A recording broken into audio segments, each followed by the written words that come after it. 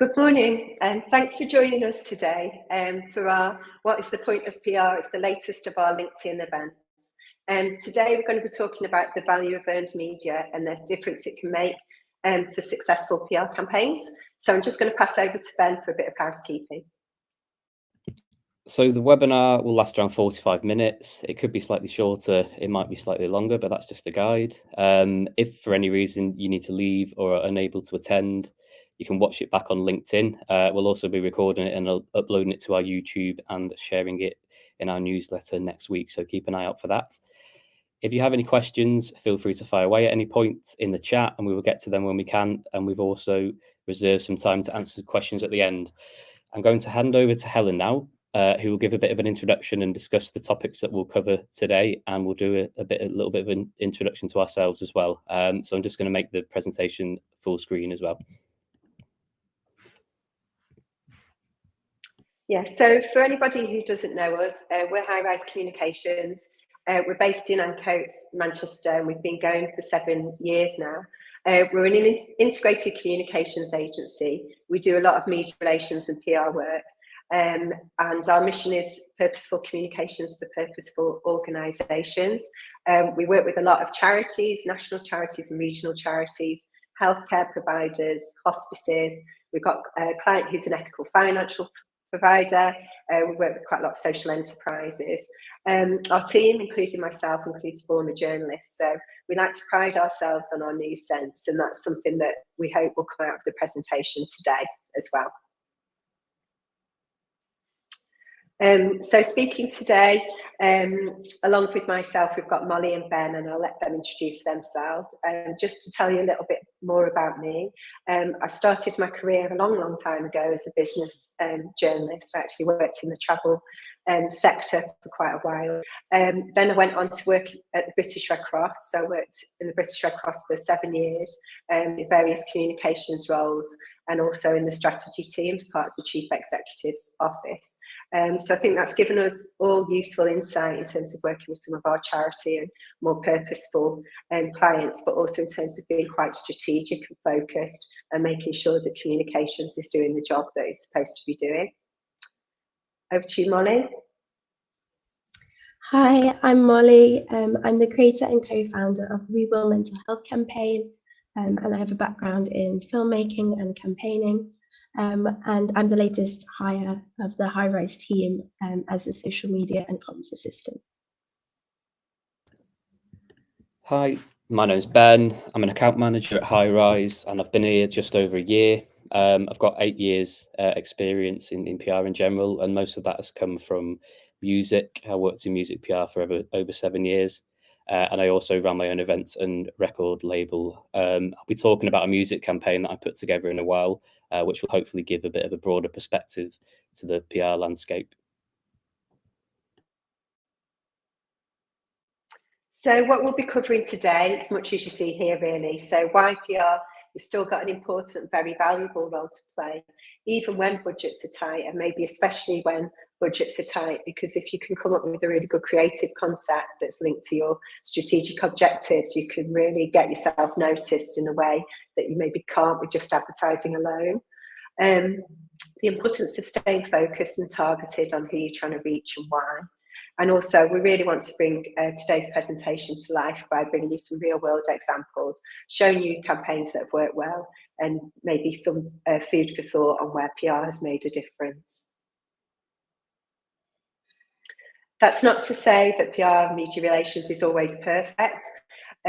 Breaking news can move your story right down the news agenda. We've got breaking news such as the awful events that we've had in Israel over the weekend and still happening. That's obviously going to move everything else down the national news agenda, and to some extent there's nothing you can do about that. Earned media is not the same as paid advertising. You don't have copy approval, and I wouldn't normally approve if you are given copy approval, but that's my former journalism coming to the fore, I think.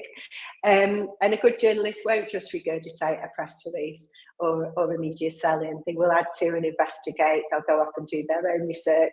They may even speak to some of your competitors and make it a bit of a wider story. So there's always that chance they might run with a story in a way that you didn't anticipate.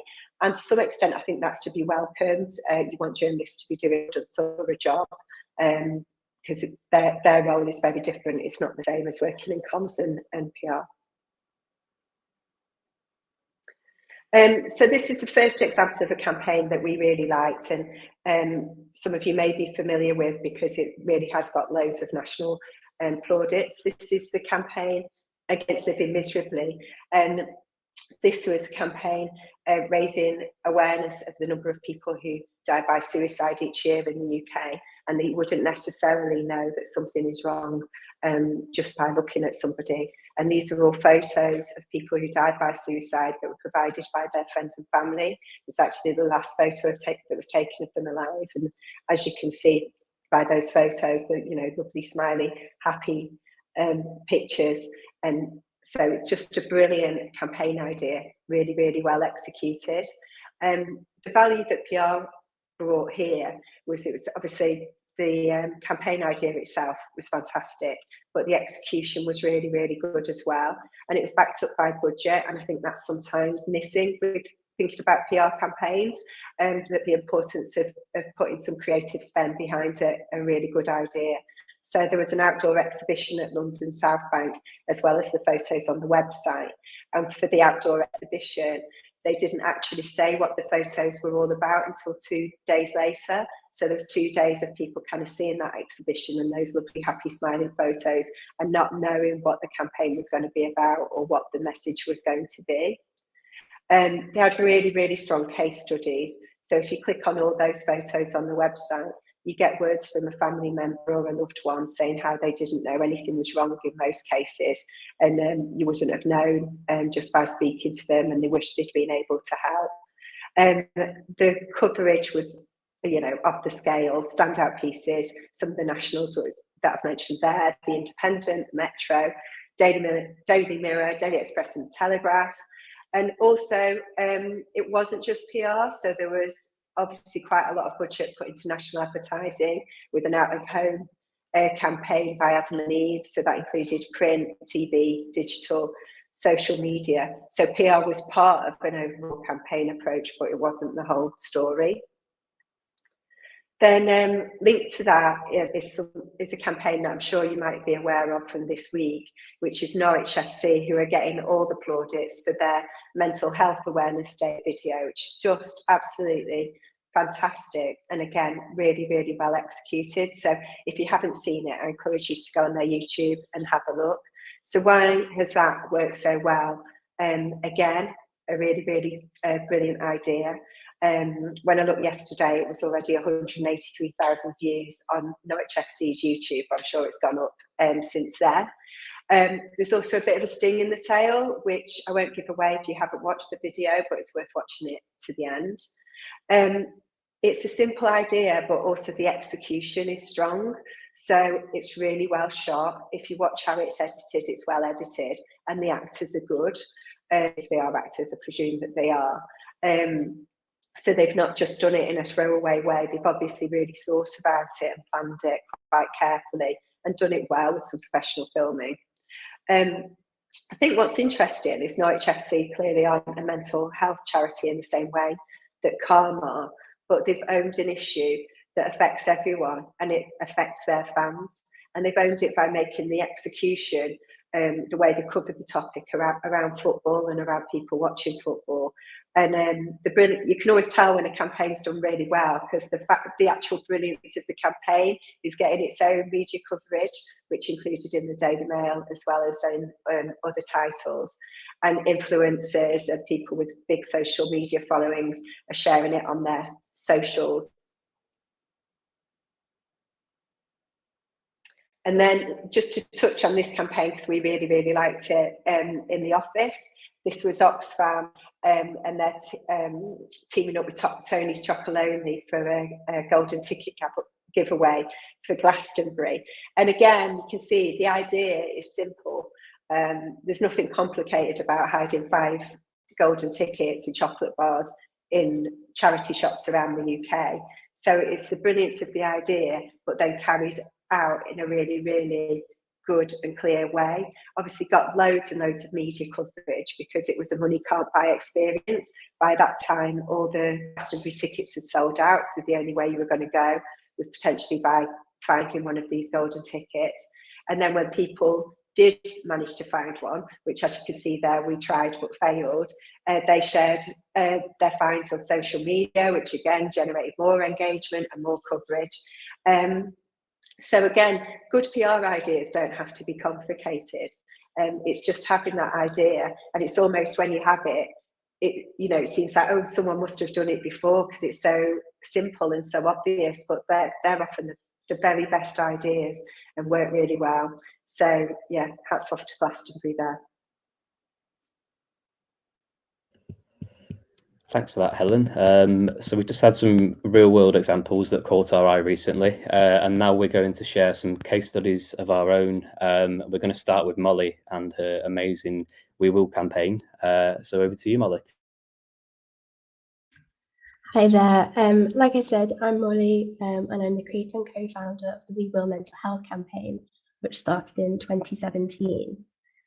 We noticed that a lack of public and third sector mental health support, health services, school nurses and counsellors, public transport, social mobility, accessible jobs and training opportunities, compounded with rising mental health problems and rural isolation, meant that the young people in our area needed urgent help. Ewanrig in Cumbria, where I grew up and where the campaign was based, is one of the 10% most deprived communities in the UK and one of the furthest constituencies from Westminster. A lack of mental health support and funding in schools, adding pressure to local mental health services.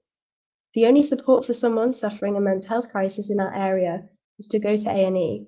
However, the nearest A&E to Ewanrig is a 30-minute drive away, and 42% of the residents in this area have no access to their own transport, and poverty and rural isolation means that public transport was often expensive and unreliable.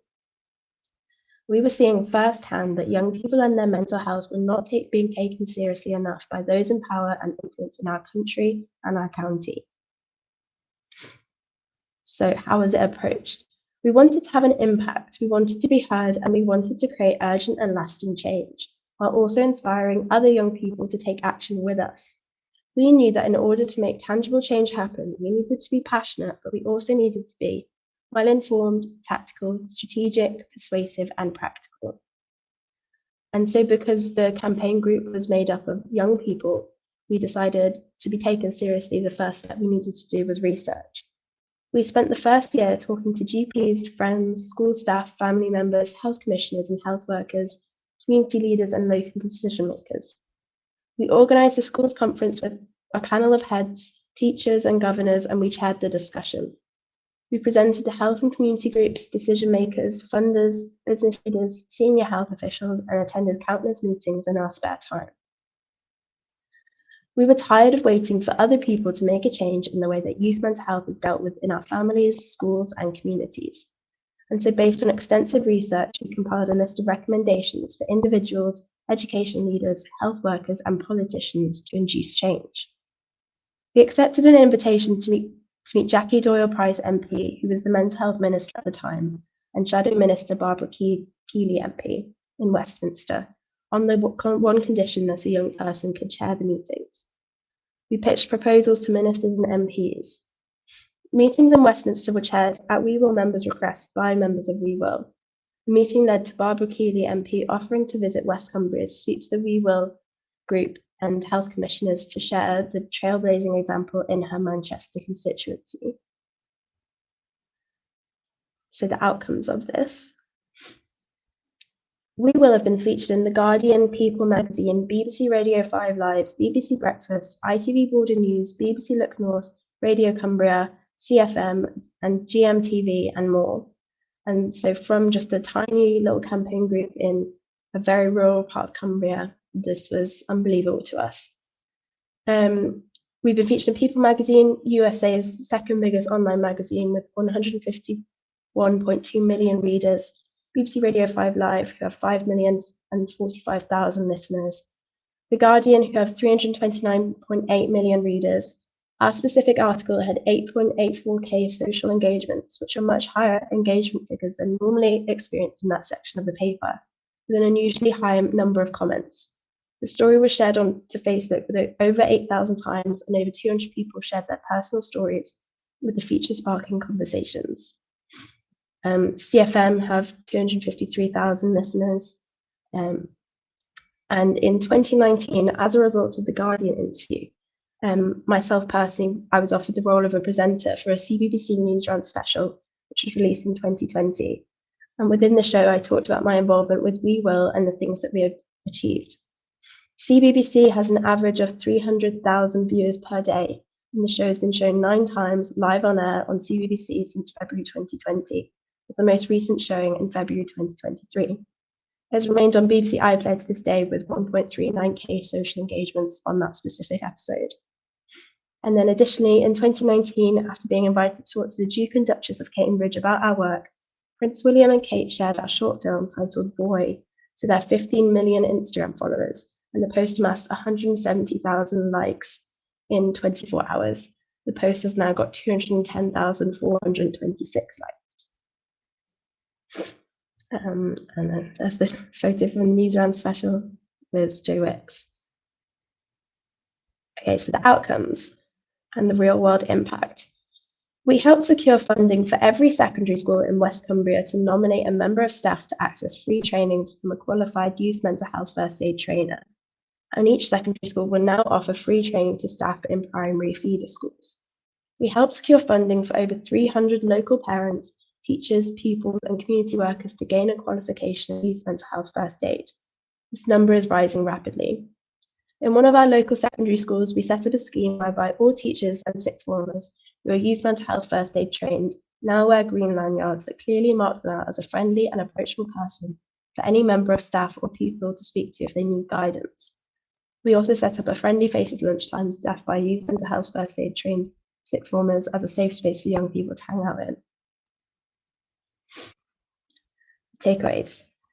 The effective PR paired with our tenacity and determination massively helped in securing acknowledgement from parliamentary officials. After our years of research, we finally had the credibility to talk facts and figures, and we knew what we needed to happen to make change. We needed the platform to do so. And so press and interviews at large publications opened the door for We Will to speak directly to the most senior health officials in the region, helping to make a start on delivering the commitments outlined in the NHS long-term plan. Additionally, interviews such as ours in The Guardian inspired many to decide they wanted to make a real lasting change in their communities and be a part of the solution too. And then there's a quote from one of the 200 comments saying, "I've been thinking about starting down the study and counselling route for a while now. Reading your post has spurred me on, so thank you." So yes, thank you. Hi. Yeah, so as mentioned, I worked in the music industry and within music PR for a long time. And during COVID, the music industry was hit particularly hard as artists lost their main source of income, which was touring. As a result, they were struggling to change their business model slightly to ensure they could cover the costs of the big teams that they had and the outgoings, and also maintain that connections with fans so that the demand for touring would be there when restrictions were lifted. As a result, PR agencies were one of the first spends to be scrutinised, and it was more important than ever for the agencies to prove their value and make sure that they remained a key component of an artist's team. So how was it approached? So one of the artists I worked with, Ferry Corsten, already had a big following, and he had a release series on his label which saw him collaborate with big artists within the trance scene, and the project was called Unity, and it felt right to tap into that given the situation in the world. I came up with the idea of expanding that series and inviting his fans to submit an element or multiple parts of the track, as that scene is renowned for having scores of amateur producers. And after pitching that to management, the artist and team were really keen on the idea, and so I developed it further. I wanted to make sure that there were multiple touch points throughout the campaign so that we could create impact right from the beginning all the way through to the release and the promotion afterwards. And from this, I decided it would be a good idea for Ferry to do a production masterclass with one of the key dance music media, as they are always popular with fans. We also worked with DJ Mag to film and release this, and Ferry made the melody available to download and announce the initiative in the live stream, which we'll all remember from COVID because there were lots of live streams. From there, I worked with him to whittle down over 250 submissions, And in the end, Ferry worked on a track that included parts from 20 different people from all over the world, including USA, Turkey, the Philippines, Australia, Germany, UK, Italy, Dubai. Real broad group of people. And the track was released with an accompanying music video that featured each featured person. And I'm actually going to play you a little bit of the video just to give you a sense of the sort of community and the spirit that was into it.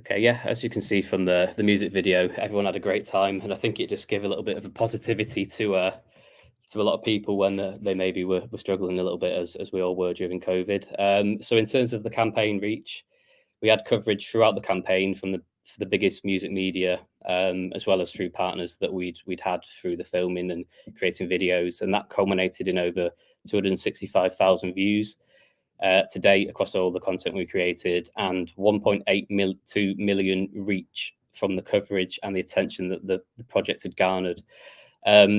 Importantly as well, in terms of client impact, this really helps Ferry to stay at the forefront of people's minds. Music's such a fickle industry, and a lot of artists really suffer due to not being on the road touring and being in people's faces, 24/7. So this project allowed him to connect with his fans sincerely, have content to share regularly on socials at a time when people were struggling for anything to share, and give back at a time when a lot of people were suffering with little to do. And this in turn meant that when touring returned, Ferry was ready to go with a legion of fans across the world that he kept engaged, and also bought into other things such as paid live streams and other ways he'd had to diversify as a result of of COVID. So the takeaways for me, I think, the first one being the importance of being different. A lot of artists were resorting to doing more of the things that they knew already, such as releasing music. So it just became really saturated, and not much of that got the artist coverage. We did a few live streams off the back of this, but they became popular and became very saturated.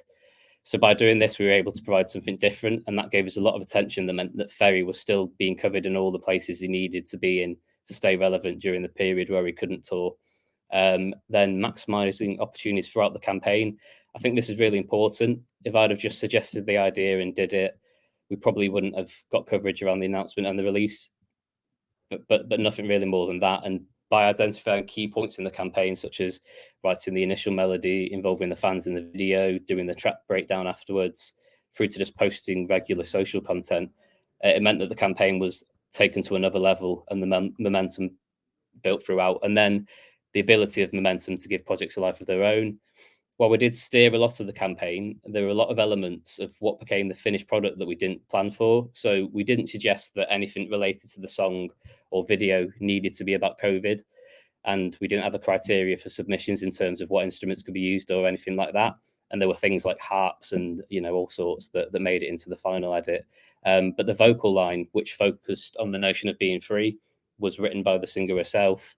And obviously that really tied in well to the situation in the world and what was going on. The only thing we did was ask people featured on the song to record a video of themselves playing their part in. So all the laughs, the thank yous, and the stay safe written on paper at the end, that all came from the fans. And I think that just goes to show that while we had to be quite methodical and strict in order to make it work and be a success, we also had that freedom that allowed it to be really organic and naturally it evolved into a message of togetherness, community, and shared experience, which obviously resonated with people at the time due to the situation in the world. And I don't think that's something that we could have staged. I think it would have looked a little bit inauthentic. Yeah, so that all contributed to the campaign going well.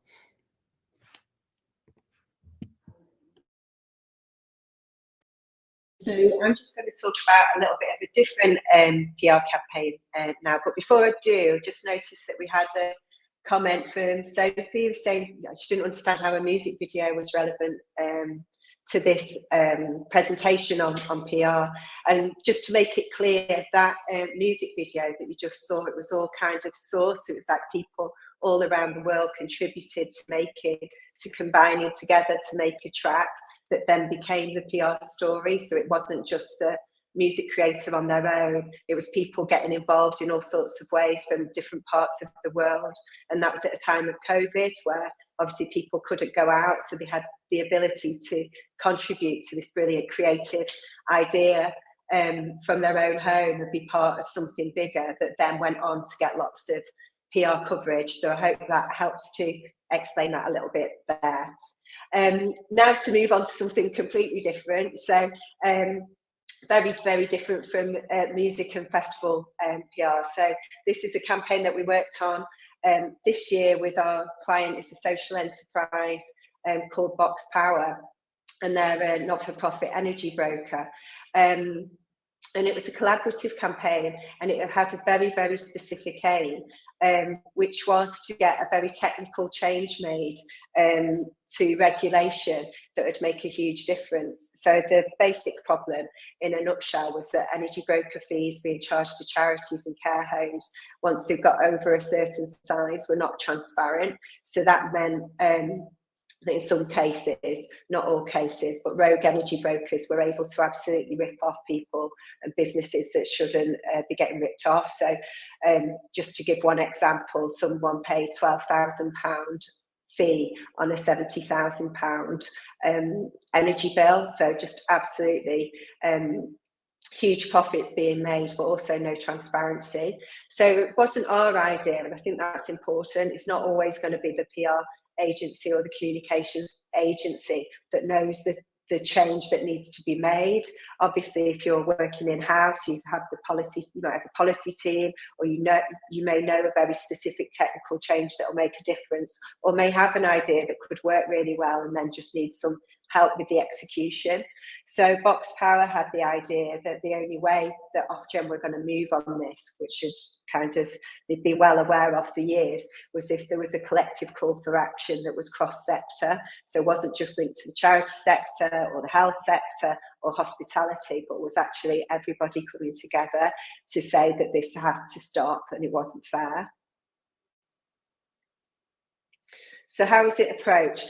Well, first and foremost, a Guardian exclusive was secured, and that was really important, I think, just to make sure that there was going to be national coverage, and then the other sector and trade press could follow.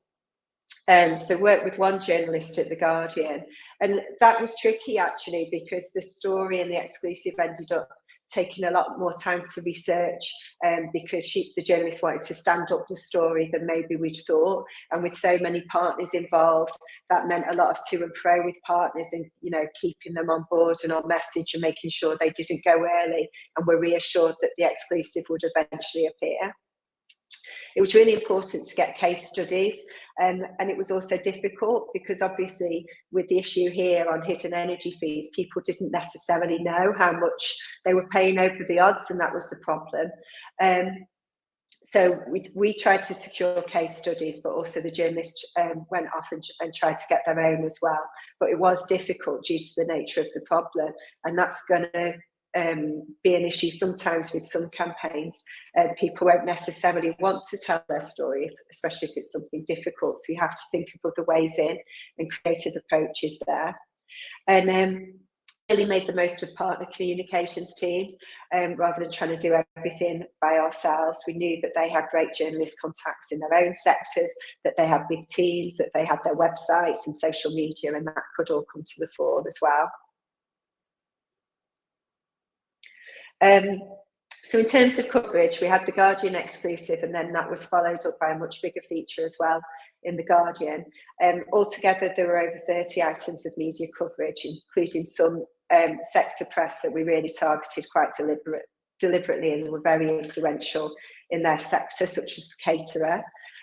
There's absolutely no doubt that without this media pressure, there wouldn't have been a consultation announced. So now this technical change is going to happen. So it's very tangible results. That kind of PR activity is leading to a change that's going to benefit charities, care homes and businesses all around the country. So it's having that idea and being very focused. So rather than trying to talk about everything that's wrong in the sector, let's just focus on this one technical change that could make a huge difference. And just some of the learnings really, holding on for the exclusive, it did take longer to appear than we maybe anticipated, and it was a case of holding our nerve and not going to any other publications, because it did appear eventually, but it was just that the journalists wanted to stand the story up. Getting case studies that you need probably always takes longer than you think, so really make the effort to go and get them and put some of the team on that. One learning was that some organisations chose not to be part of the joint meta because they were doing their own thing and kind of wanted to get their own PR successes and tangible campaigns outcomes. And I think potentially by doing so, they missed an opportunity. So I think a learning is do collaborate when it will make sense. If what you're trying to achieve, you're more likely to achieve it by partnering up with other organisations and their comms teams. Really think about that. It's not always the case that you have to have all the glory, as nice as that is sometimes. And then I know we've got Kat listening to this live stream from Ashgate Hospice. This was a community engagement campaign that we worked on with them to secure health funding. So the problem that we were trying to tackle here was that basically Ashgate Hospice, along with a lot of other hospices around the country, was facing increased demand due to the rise of COVID and you know, need for end of life care being greater than ever.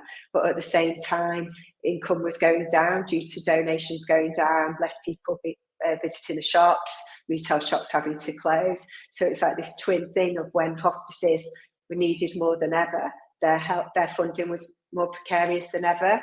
So the campaign was around trying to get an increased funding settlement from the local health authority, and a kind of realisation that all the money couldn't come from donations. So how we approached it, we worked with the very brilliant communications team at Ashgate, as well as with the leadership team, to rally the North Derbyshire community to get behind the hospice and call for more funding. And that was really because private conversations hadn't worked. Like, they'd been trying for months to argue to commissioners that more funding was needed and not getting anywhere. So it was quite a brave and bold decision, actually, to decide, right, we need to get the community behind us. We need to talk openly about this problem, because if we don't, people aren't going to get the care that they deserve in a pandemic. The chief exec met with all the relevant MPs in the area to explain the problem. Did that in a not political way, so met, you know, with Labour MPs and Conservative MPs and explained what was going on. And then all the time we brought in new angles and stories, different patient stories, different takes, latest updates on the campaign. But we broke that up with telling the story of the hospice and how it was helping during the COVID crisis. And that included having end-of-life patients with COVID on its inpatient unit, which not all hospices did. So that was quite a good story and strong story to tell. And that got national interest as well as regional media interest. So the campaign reach was huge, and partly that's because the campaign went on for such a long period of time, had some really great successes. So Radio 4 came to the hospice for the day, the World at One programme, met some people at the shops, talked to patients, which was the photo that you could see before of an interview actually happening at very remote, very social distance. But in terms of impact, eventually Ashgate got the long-term funding settlement it needed, which has made a huge difference. It's transforming care and it's safeguarded jobs. So being brave and speaking up and out and having that kind of creativity, but also bravery to get the community behind them has made a difference to their income for the long term. So it's really good. So some of the strengths, some of the takeaways from that is kind of play to your strengths. I mean, a huge strength for Ashgate is the amount of support it's got in the local community. So they really mobilise that. Something we mentioned quite a lot is the importance of having people on your leadership team who value communications and who understand the difference that it can make. Stories are so powerful, and personal stories and case studies. Nurses and patients can make the case for more money and the difference hospice care makes far more effectively than communications can. National media were interested. Everything happens somewhere and is local to someone. So just because you're a smaller organisation or you might be a local charity doesn't mean your story hasn't got national significance or doesn't play to a larger theme in the news. We brought in different spokespeople, and that included clinical staff. And something we've mentioned before, actually, that nurses make really good spokespeople because they've got that kind of empathy and they do listen to the questions that are being asked quite a lot. And they can be some of the best spokespeople that a health organisation can have. But also the chief exec was very willing to stand up and be brave and be counted and speak on national news as well. And you don't always know what's going to happen as a result of a PR campaign. In one case, the question was asked in the House of Lords as a result of an interview that the chief exec, Barbara Ann, did on BBC Radio 5 Live.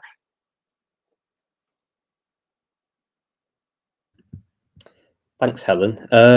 So yeah, as touched on there, a problem that PRs will often come across is how do you measure the impact that your work is having on your clients' objectives? So unlike marketing, where you can really track things like spend and ROI, and there's a clear measurable path, PR isn't always that straightforward. It's sometimes hard to measure the impact or predict what might happen as a result of your work. And I use as an example that Helen just mentioned there, the MP who heard on BBC Radio 5 Live about Ashgate and raised the question in the House of Lords as a result. And I think you just can't plan for those types of events. But what you can plan for is making sure that all your efforts are as targeted as possible, and that you are present and establishing your client as a credible voice on the platforms that they're aiming to be on, that the target audience will be listening to. And that just gives you the best chance of making a real difference. So to help us with this, we actually use something called an AMEC framework, which is a measurement tool that was developed by the Association for the Evaluation and Measurement of Comms. And this just gives us the opportunity to work with our clients and establish their objectives, both from an organisational and communications perspective, and then be really thorough in our planning. I'm just going to come in there because I think we've lost Ben, he's cut out. So yeah, we were just saying that this AMEC framework is something that we're trying to use with lots of our clients just to make sure that we're linking up their strategic objectives with communications outcomes and what's happening there. Sorry, my mic cut out then. So yeah, just as Helen mentioned, I think a problem that PRs often come across is that it's hard to measure the impact of the work sometimes. And unlike marketing, where there's a clear things like spend and ROI, PR is not always that straightforward. And sometimes it's hard to measure the impact or predict what might happen as a result of your work. And I use the example of the MP who heard on BBC Radio 5 Live about Ashgate and raised the question in the House of Lords. So what you can plan for is making sure that your efforts are as targeted as possible, and that you are present and establishing your clients as a credible voice on the platforms that they need to be on, where their target audience will be.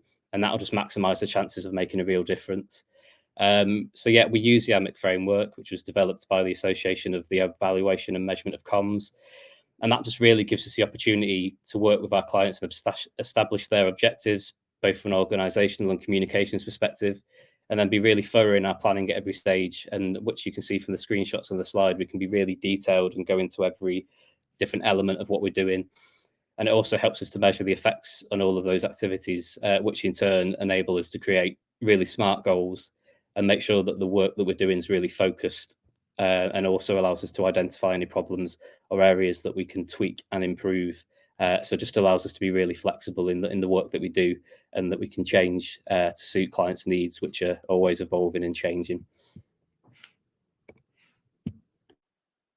Yeah, so just to finish off with some of our top tips, which you may have heard from us before, we come back to them quite a lot. So be aware of the news agenda and what's going on in the world, see if you can link to it. Think about digital PR as well. We're having a lot of success with kind of hacking into stories and things that are going on, and also getting stories syndicated, which can lead to a lot of coverage. For our Client Easy fundraising, we managed to do this linked to the release of the new iPhone, and we got over 150 items of regional coverage for them, so it does work quite well. Collaborate with partners where it makes sense. Don't try and do everything yourself if you don't have to. Remember that people love an emotive story, so case studies are so important, and getting people who have their own stories to tell to speak to the media. And make sure you evaluate and learn for next time. That's very, very important too. Thanks for joining, and if there's any final questions, please do let us know in the chat. Yeah, there's a slight delay on the stream, so we'll give it 30 seconds or so to allow it to catch up, and then if you have any questions, we'll get to those. But hope you enjoyed it, everyone, and thank you for attending. Thank you. Thanks so much. Thank you for attending. Yeah, we'll be posting this online on our socials, and it'll be available to watch back on LinkedIn for anybody that needed to nip out. And we'll also be sending it out in our newsletter. So if you did miss anything, or there's anything you'd like to listen back to, you can find it there. Thanks again, and see you later.